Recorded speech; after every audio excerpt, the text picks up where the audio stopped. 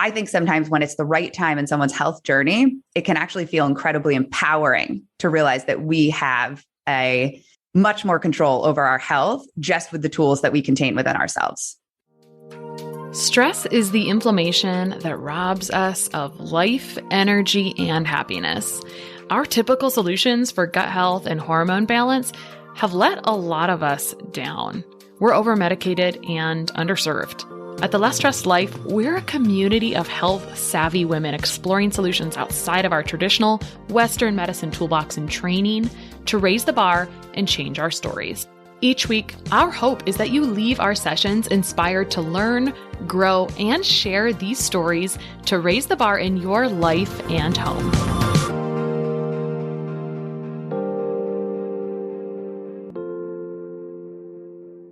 Access to functional or specialized medicine testing and standard blood work is a big piece of personalizing care plans to help our clients succeed. But getting accounts with multiple labs and ordering and tracking results from many different web portals slows efficiency by bogging us down in admin work. This is why I'm completely obsessed with our podcast sponsor, Rupa Health. It's a single portal that allows you to order from over 20 specialty labs in one incredibly simple dashboard. I'm talking less than 30 seconds to set up your free account and about 30 seconds to order the labs you need. All the results are in one place, and I can securely send clients their results with the click of a button. A big advantage for our clients is that standard blood work can be ordered for almost 2/3 less than other direct-to-consumer lab sites.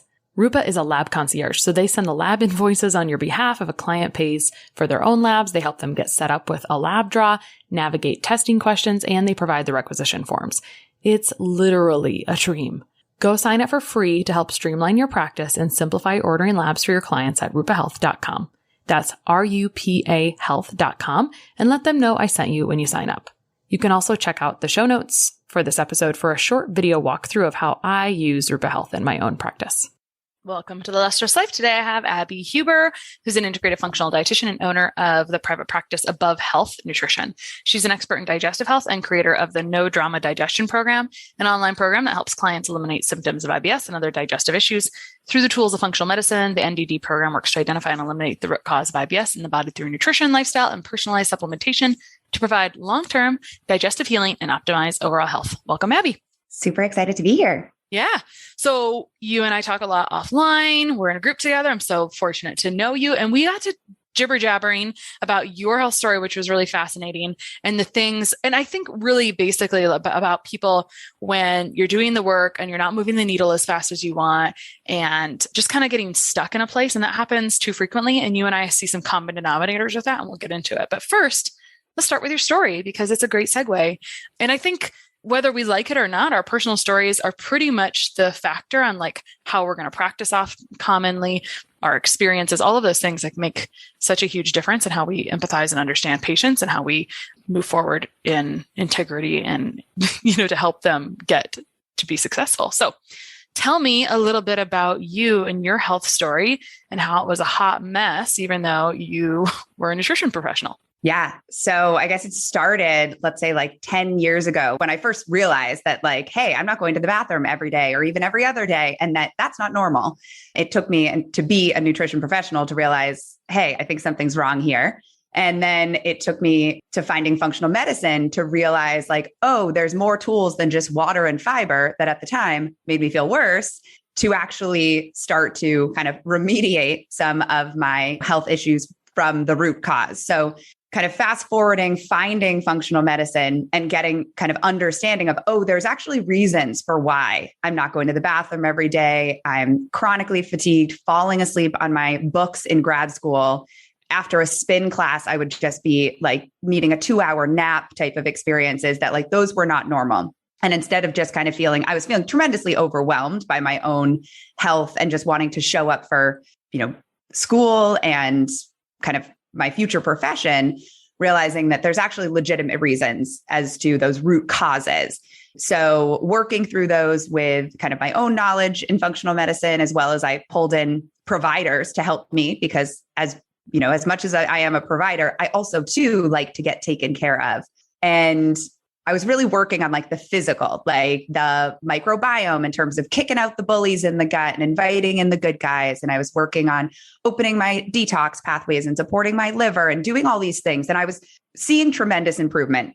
And let's fast forward from those 10 years ago to like 5 years, even 6 years into kind of my journey, significantly better, but still not to the point of like, I wasn't without any symptoms. So that's where we kind of start to go deeper into. And at the time, I really was just thinking like, what's physically wrong with me? Who's in there? Is there inflammation? Is there microbial guys? Like what's going on? And this was about like 2 years ago, I guess now. And that's kind of where I was introduced not only to that I had mold in my body, but that also there's a whole level that we have kind of the physical health of what supplements are we going to take? What actions are we going to do? What kind of things are we going to do from a treatment perspective, to the idea that there's actually an emotional component to a lot of these health dynamics. And at first, it was being so intangible. It was hard to wrap my mind around, well, how the heck do I even start to kind of heal that? What does that even look like? To then really resonating with me of, through my kind of family history, through my own history of saying like, hey, I actually think this is probably something I need to look into. Really started to do both the physical work and the emotional work, which takes me to today, having really kind of quantum leaped myself into still got a little work to do. Don't we all? We're always kind of on the journey of healing.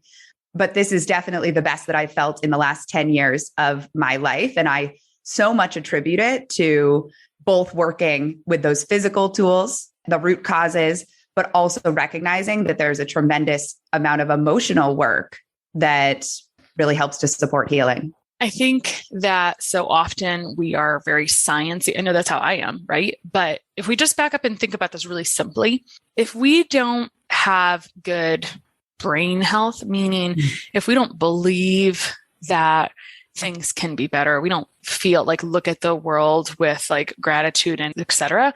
It's like the glass is always half empty for sure. And that's actually always going to be that way. I've learned that through my own coaching. It's like, actually life is always going to be 50-50. So you can't say when I get to this, I'll be happy. That you can desire change. You can desire improvement. We can all be better all the time, but you are actually going to be 50-50 to some extent. And so your outlook on that, your physical and emotional health, how you're carrying things around from your history, that can be such a barrier and a block. However, it's the hardest thing to talk about and work on. And as a science-based professional, I like things that are tangible. And I have seen this same thing. It's like you're going to quantum leap if you would do emotional work, because it actually changes your brain chemistry and how you're processing stress. And the stress is actually, unfortunately, the thing that's killing you the most. It's like the catalyst that dumps out all the nutrients and then impairs digestion and slows it down and then allows things to become a problem. So you can improve all that, but you can go right back to where you were if you don't fix the actual root cause, which unfortunately was in your brain first. That's a kind of a hard pill to swallow. No one really wants to hear that. And then also, what do you do with it, right? I think that's the biggest issue, is that it's kind of, it feels insurmountable. It feels like it's never going to end. And it also feels a little intangible. So I want to know for you, where did that start? Where did you get comfortable with it? Like, do you remember the things that hit you? Like, maybe I should do something else as well. Like maybe I should be working on my brain in a different way, or my nervous system, or how did that start for you? How did you feel? And I think that it's good to bring up, like, you'd actually gone through years of healing and you did feel better. You just knew, and you didn't look at it. I hope you didn't look at it. I think people are always like, but why am I not better all the way in 2 months? Like, well, you can be significantly better, but there's a lot of layers here. These aren't going to be fast. So anyway, where did that start for you? Because I think like how it hits us, hopefully that will be helpful to someone else. Yeah, I think I can pretty much pinpoint it in terms of what really kind of set me into the realization that there was this kind of like, we'll call it an emotional world, for like lack of, or invisible world, I've heard some people call it. I was working with a coach at the time. I call her more of my emotional coach. She was a business coach, but really worked in my emotions more than anything. And she was having me do these exercises of like diving into my body and like physically feeling my body, but more from like internal and where like emotions sit in my body. Like if I'm feeling anxious or overwhelmed by like a business decision or certain situations or experiences in my life, like how do they show up in my physical body? And it felt so hard to actually get into my physical body and tell her like where these things were sitting. Does my stomach tighten, or do I feel like even butterflies type of things? I was so disconnected from my physical body in terms of how emotions sit and kind of show up. And I feel like that was the first, like, if we can talk about an intangible subject in a tangible way, of really realizing like, I can't even feel how emotions sit in my body because I literally live entirely in my head. And talk about perception to stressors, like the worry or the hamster wheel that's like spin, spin, spin, spin, spin, just constantly was in my mind. And the goal of her exercises were really, let's get you into your body. You can feel where these emotions sit. And then you can be like kind of more wired to say like, okay, I'm feeling this. Let me do some deep breathing. Let me do a lot of these practices that we talk about in the functional medicine world. But I started to realize like, man, I can't even get into my physical body and feel these emotions. I imagine that there's probably so much else that I'm not exploring that would probably be tremendously helpful. And that was kind of the like realizing that I almost truncated myself as like, I was just a walking head and like a body that just kind of like came along with me, even though this is, you know, what we do for a living. And I care so much about my body. I wasn't connecting kind of my emotional world of how that like resides in my body. You're giving me a bit of a different perception definition, kind of. You're like warming up to mind-body connection in a way I've never heard before. That doesn't, you know how a term you hear all the time, like doesn't really make any sense to you? When people say, the one that came up for me this week was like someone holding space. And then it was in a situation where I was like, ooh, I don't want actually to hold your emotions for that. Like, if that's actually what that means, then I'm not actually interested in carrying those around. I don't know if it means, it doesn't matter. It's just an example. So mind-body connection, kind of, let me just kind of reiterate, and I want you to take us through that a little bit more. This invisible world, because again, it goes from like, this kind of makes sense to it doesn't make sense.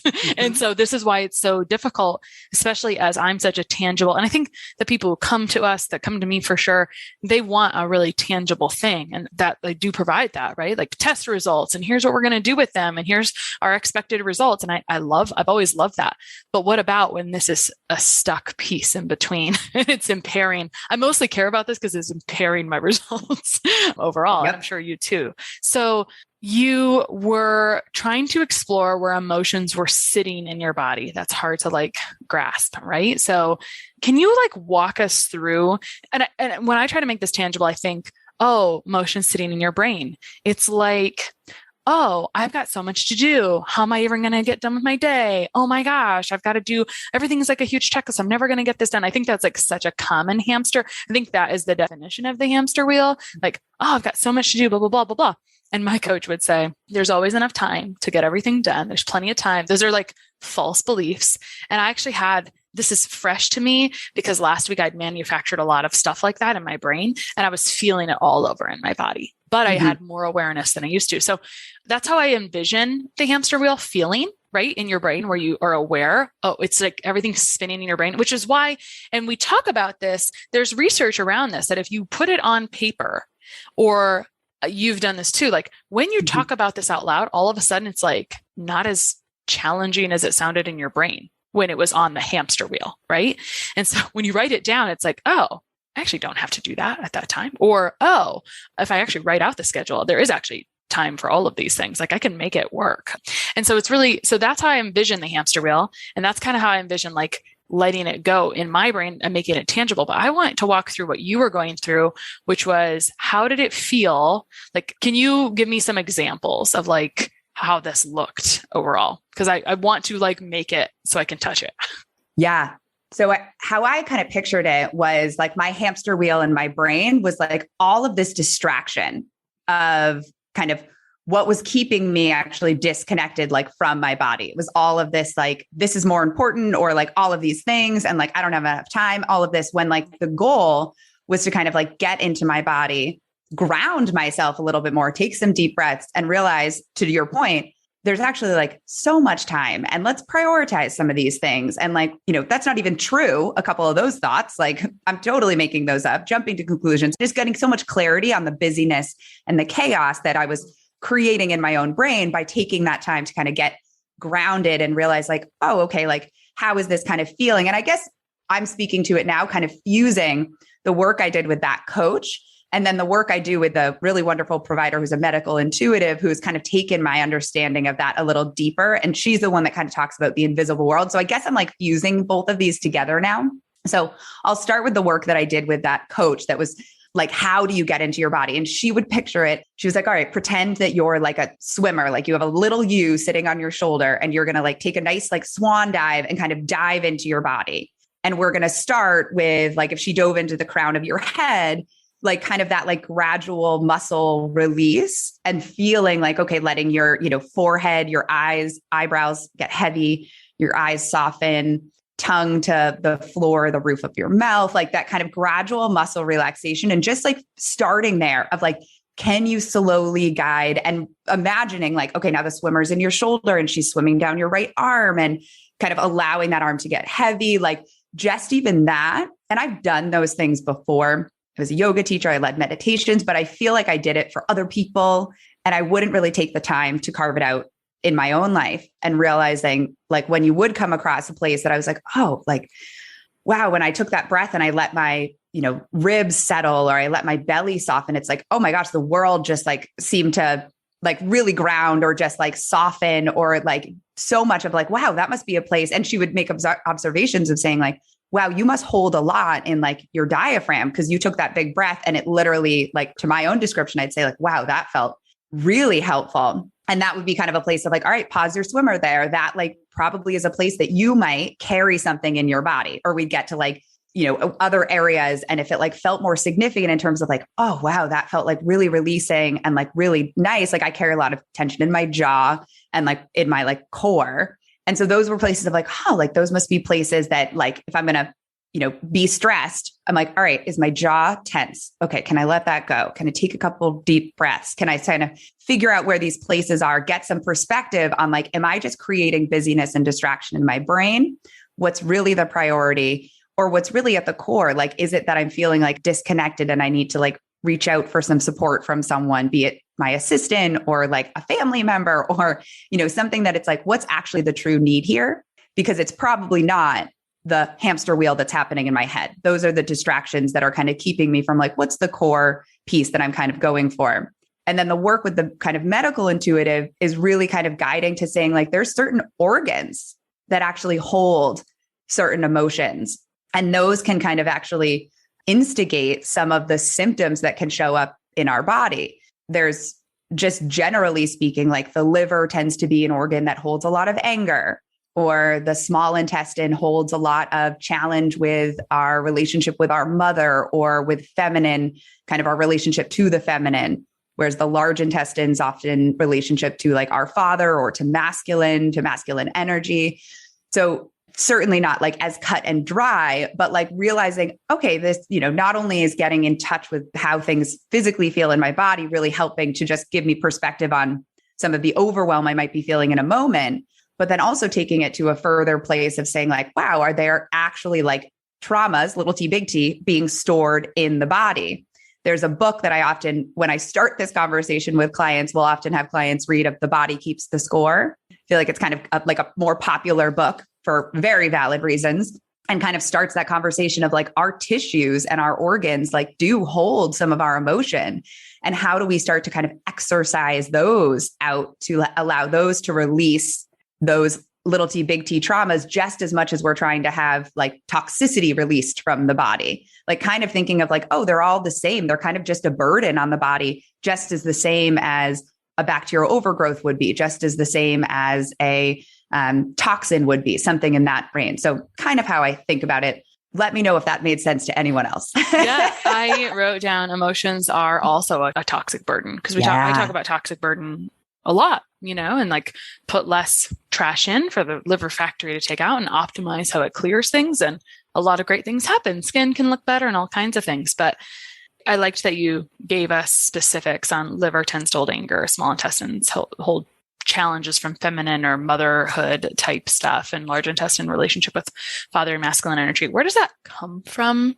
Like, who do we credit with kind of deciding that? Because that's where my science brain is like, well, who says that? Like, I've heard these things, but I never really thought about them until you're bringing them up. I'm like, oh, those are really fascinating. Where does that come from?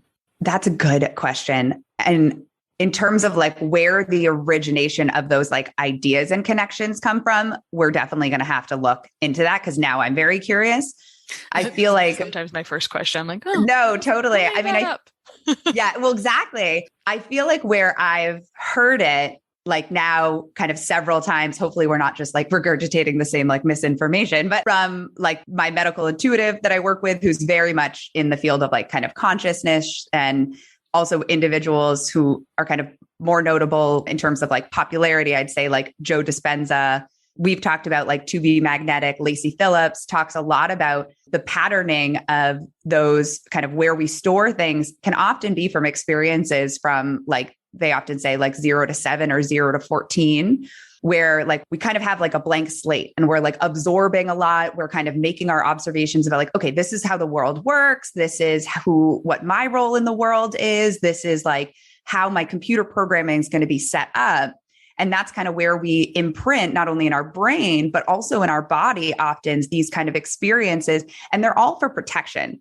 Like your liver's not holding on to anger because it hates you. It's holding on to anger because it's like, hey, we're going to hold this because that was a really big experience. And whether it was literally you just got like the side eye from like your mom or something when you tried to confide in her and, you know, she was having an off day and you're like, okay, never confide in someone because you're not going to get that space held for you or something. And so then you're like holding that, you know, anger and resentment against like people not caring for you in the way that you need to be cared for. But it wasn't terrifically like this huge event. Certainly it could be, but it's kind of the body's like, all right, let's protect you. Let's hold this in here until you're in a place that we could eventually let it go. So it's the same thing when we think about even like the symptoms that we have from some sort of like imbalance in the gut. It's not that our body hates us. We're shutting down some of those optimal vital health signs so that the body's like, no, we need to conserve this energy because there's something threatening us. There's something that we need to protect you from. So these things are really allowing ourselves to kind of show up, get kind of more in tune and say like, hey, let's kind of clean out our closets. Let's kind of go into the attics and sweep out all the cobwebs and like allow these things to kind of like let go from us and even look at like, is this patterning that I adopted actually like who I was brought into this world to be? Or am I working from a place of I'm just playing it safe and I'm not stepping into like who I'm supposed to be and the big person that I'm supposed to show up as out of fear or out of, like fear of abandonment, fear of not being accepted, fear of whatnot. It's inspiring.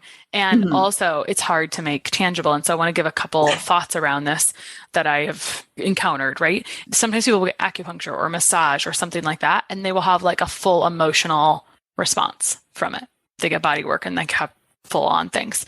I recently spent a Saturday morning in learning session with Dr. Jeffrey Bland. He's considered kind of the father of functional medicine. And you know, if we're not improving, like we should always be improving and refining stuff. And that's kind of essentially what the whole premise of his 4-hour workshop was about. And it was about homeostasis of the immune system. And one thing that really stuck out to me as a takeaway from that is that the immune system is collecting experiences.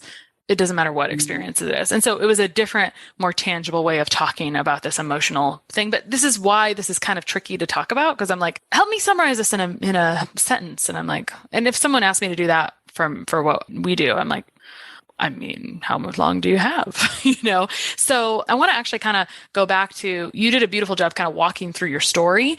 And I know that you had like part of your story is that you didn't really share as much was around, you had some mold issues, et cetera. And I'm actually wondering how, I know like probably as you started doing this emotional healing and energetics of emotional healing, that things really started to move for you. We've talked about that, but can we actually relate it to, did you see shifts in just things that you were working on from a physical standpoint? Is there any like specific example of how you can describe that if that's possible, because I know like it was kind of all, you collect all of these things that you do from a physical standpoint, you get much better. And now you're like, okay, what's the next step after this? So you start this emotional journey, you start this like feeling into your body. And then what comes next as far as like, where were you in your overall health journey? And what were some of the things that happened next and changed? Yeah, that's a great question. So it was kind of 2 years ago, just about when I found out about kind of mold toxicity, really as I'd heard about it for a long time, but kind of had the perception of like, oh, that's not common, or it's like, you'll really know if you have mold toxicity, and kind of still was feeling some, what is this glass ceiling? Let's do some deeper testing. So found that I was living in an old brownstone that had some flooding in the basement several times. Water damage is kind of where mold grows from. Tested myself, found pretty significant elevated levels. So was working on it from, again, physical, like the binders and the detox support, all of these things, and was almost feeling a little worse before I was feeling better, but then started to feel pretty, significantly better, got myself out of the environment, and then started to work with this medical intuitive who really educated to me to say like, mold shows up in people's lives when they need to, or it's almost an invitation. If you can think about something that feels negative, in sometimes a little bit more of an opportunity to clear old emotions, because mold is kind of this damp, deep, dark, wants you to be the moldy leaf at the bottom of the leaf pile, starving from oxygen, kind of like shielding you from all of this kind of vibrancy of life, like kind of an opportunity to say, hey, let some stuff go. Let's clear some stuff out. Let's kind of get some fresh air. Let's get some sunshine. Let's get yourself out into the world and let yourself be seen. And that was kind of what I heard when we were talking about this, like old emotions. It was actually at the very same time, it was actually right in like the thick of COVID. And I've been running a private practice for about 10 years, but I was running it part-time. And I was also writing and teaching a wellness curriculum. Obviously, COVID happened, schools went to virtual, and my position, I was a supportive position, my job wasn't terrifically demanding at that time, because math, science, they were, trying to figure out how to get those online, all of that type of stuff. So I was in the process of really making the decision to move to doing full-time private practice and making that jump, taking away my safety net of the health benefits that I got from teaching, the 401ks, all the things that were kind of like felt comfy, cozy, because that felt big. So it really felt like the opportunity of this kind of molds coming in was like meant to like shake me to my very core, to get out and be seen and like make some daring things, make some moves in my life, move myself out of the apartment that I've been in for 7 years. And I was actually kind of a vagabond for almost an entire year, living between like my brother and his girlfriend's couch I lived in a hotel for 3 weeks. I lived at my dad's. I lived at my mom's. I was down in Charleston for 4 months. And it was the best, weirdest time ever, realizing like, wow, this is like, I've got so much from it that I honestly can look back and like kind of thank mold in a way. Now I specialize in molds in my practice because it is much more common than we think.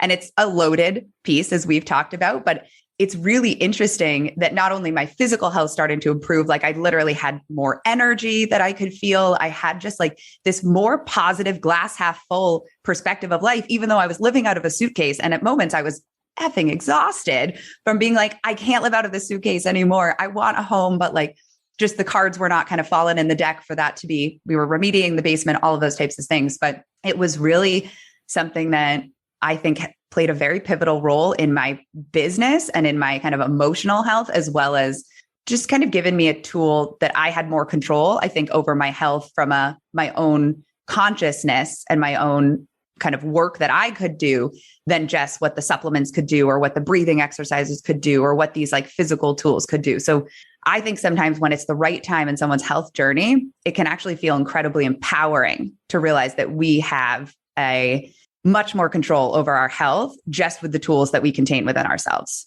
I didn't have any expectations for the answer for that question, but that was like way different than I knew that it was going to go from. So there's a real growth assessment of your experience with mold for you to say like, oh, well, I actually had some gratitude to it. Like, pretty sure I never heard that statement ever related to that particular nasty fungus. Yeah. And it's where it's kind of interesting. Obviously, some people have there is a genetic makeup. I don't think we should blame things overly on genetics because the current experiences in our life and other things are kind of what allow things to manifest. But I think the question can be, depending on the severity of, for example, mold, then why isn't everyone in the house equally sick? Well, sometimes they all are manifesting their own symptoms, and sometimes it's someone's overall what do we call this? Constitution is actually a lot weaker. And so it's easier for them to really struggle with mold. Whereas maybe this other person who's living farther away from it and not as exposed to it as much, spending more time out of that house, is actually doing better. And there's a lot of nuance to that, right? Winter can be a more challenging time. Summer could be an easier time because of the way we spend time in our dwellings. So we could go a lot of directions here. And again, like trying to understand, make things tangible. And you've done a beautiful job, like sharing your experiences. And so if I was listening to this, I would want to say, like, what is a medical intuitive? What are you talking about, Abby? Yeah. So this was a new individual in my life at that kind of 2 years ago, which is also just a funny happenstance of like being introduced to all of these things around the same time in like, the thick of COVID. So she's a PhD in consciousness, and she really has an ability to be PhD. Kind of, same school as Joe Dispenza. Yeah, just different perspective. Totally. She works similarly to almost like a therapist in a way, but has more of an intuitive ability to kind of feel what is happening like in someone's physical body, this like kind of perception of what's kind of showing up as the result of someone's past life experiences or where emotions are sitting, or just kind of the experience of like the internal world of someone's body and even their relationships to others in their lives. So I actually bring her in as a tool in my private practice when it's kind of a good time for someone to start this conversation. And I think like 3 years ago, I probably would not be, it would be a harder sell for me to be like, what do you mean about this? What are they doing? And can I see some research on this? And having had the opportunity to almost be a fly on the wall in now the 50 plus client sessions that I've had with her, it is, first of all, she never says the same thing to any clients. And my clients typically like jaws drop, or certainly there's like tears, there's massive release of just almost kind of being seen or putting connections together. It is such an amazing healing tool that I never even knew existed. So it's hard to describe without kind of sounding a little cuckoo banana with like going into, how she like works. And there's a whole field of medical intuitives that this is kind of something I'm more recently realizing, but really helping us to, I think, to have empowerment over how we think and how we can have some connection of our kind of emotional wellness or our like relationship to, like, a lot of people talk about the universe, I think now, or God, or like insert whatever kind of greater, higher power you connect with. It's a little bit of inviting more of the trust in that higher power and in our own strength of our connection to those higher powers to help to guide us to the best decision for ourselves. And she and other medical intuitives kind of help you to align to what's going to be the best decision or life choice or even like daily routine for you and yourself to really align with who you were brought into this world to be. Again, how does that sound to somebody else on the other side? It's very tricky to describe emotional work. I've been working with a coach we'll be coming up at the end of 6 months, and my nervous system has never been better. But how do I explain that to someone? Like, she just helps me get rid of unhelpful thoughts. Like, she stops me from believing that those are, like, I'll say them out loud, and she's like, that's not your thing, like, not your issue. That's not a helpful thought. That's not true, and then we just reframe everything. But it sounds easier. She makes such a good point. She's like, says a lot of bold statements that are always uncomfortable. And she says, everyone can get better actually on their own if they want to, technically. But with coaching and help, it's just a lot faster. And that's probably true, right? There's plenty of people who've had success in certain areas. And sometimes, I avert my eyes from a lot of Facebook groups because sometimes there's stuff going on that I can't imagine being helpful over a long term, or I've already had that experience. So I know that it's a short-term fix, which is what we love. But I think like you're never exactly done. It's just how much success can you get in a certain amount of time? It's kind of like my MO, but then there's always more. Like, there's always growth.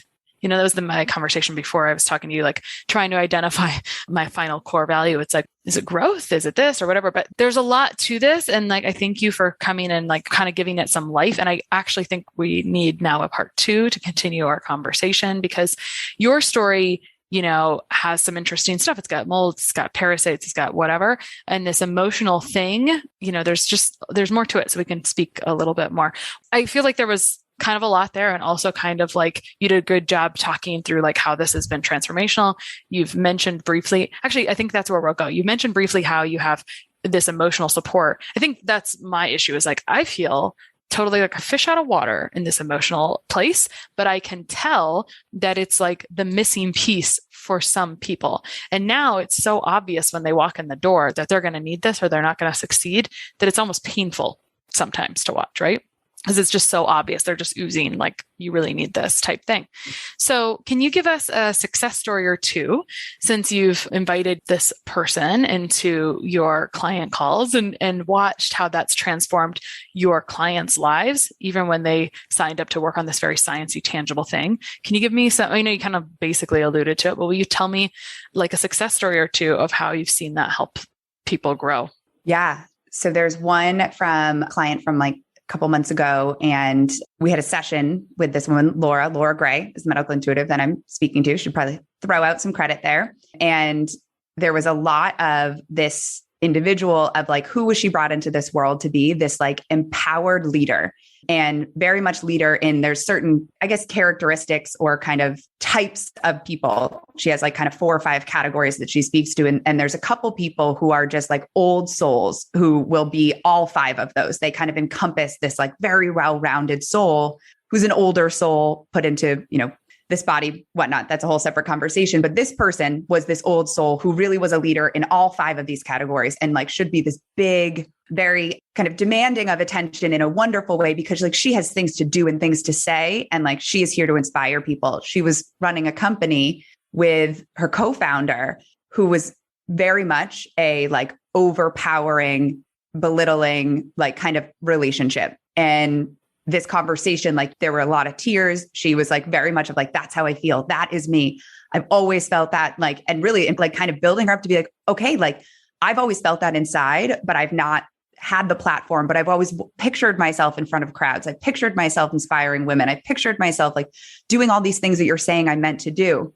I meet with clients every 2 weeks, literally got on a call with her 2 weeks. I have goosebumps saying this. Got on a call with her 2 weeks later. She'd resigned from her company that she formed with this co-founder. And she was signed up for TBM, the Too Big Magnetic, the Lacey Phillips program, to do even more of this work. Cause she was like, I realized I just touched the little tiny bit, like tip of the iceberg. And there's so much deeper that I can go. And I'm excited and ready to go. And was just having this, like her health and she had a lot of GI. That's kind of what I specialize in, was so much better in just those 2 weeks. It was like, but we hadn't changed a ton. I mean, we were kind of on a protocol, like doing the thing, and she was getting consistently better, but it was like almost leaps and bounds better. And I could see like her face was just bright. She was lit up, even though she was like, I don't even know how this, I just left a company and this could be terrible in terms of like how this relationship is going to fall out. But she was like, I know this is the right thing and I'm not scared. And it was just the coolest thing to like witness this happening to this woman. And she's continually like still on this like new mission of her life. And she's like, I feel like I'm finally in tune with who I'm meant to be. It was just so cool. Yeah. It's a lot, right? Like all of those things can bring up emotions in all of us, like discomfort, disbelief, awe, amazement, curiosity. All of those, I could say, could have come up for me, possibly, as you even described that story. Abby, we could talk about this longer. I think we will. I look forward to part 2. And thanks so much for coming on today. And where can people find you online? So I'm very active on Instagram. My handle is at Above Health. And my website is Above Health Nutrition. I have the No Drama Digestion Program. If you are struggling with gut symptoms of any sort and you are tired of wasting your time and ready to eliminate those gut symptoms, and even wanting to learn a little bit more about this, like kind of how do we get into this emotionally, we have guest speakers in the NDD. Laura, my medical intuitive, is one of them. So we bring in lots of different modalities and tools and really help to get you healed from the inside, the outside, and the invisible. Perfect. Thanks so much for coming on today. Awesome. Thanks for having me. Sharing and reviewing this podcast is the best way to help us succeed with our mission to help integrate the best of East and West and empower you to raise the bar on your health story. Just go to reviewthispodcast.com/less stressed life. That's reviewthispodcast.com/less stressed life. And you'll be taken directly to a page where you can insert your review and hit post.